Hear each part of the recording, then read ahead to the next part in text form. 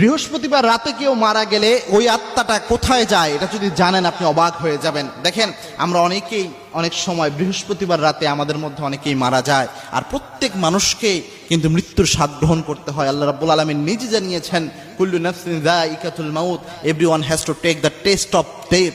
প্রত্যেক প্রাণীকেই মৃত্যুর স্বাদ গ্রহণ করতে হবে। তবে বৃহস্পতিবারে মৃত্যুবরণ করা, বৃহস্পতিবার রাতে আর অন্যান্য দিন মৃত্যুবরণ করা, এই দুইটা সমান নয়। আল্লাহর হাবিব সাল্লাল্লাহু আলাইহি ওয়াসাল্লাম নিজে জানিয়েছেন, মুসনাদে আহমদের হাদিস, মুসনাদে আহমদের 6546 নম্বর হাদিস, যে ব্যক্তি জুমার দিন ইন্তেকাল করে, জুমার রাতে ইন্তেকাল করে, ওই ব্যক্তির কবরে আল্লাহ রাব্বুল আলামিন কোনো আযাব দেওয়ায় না।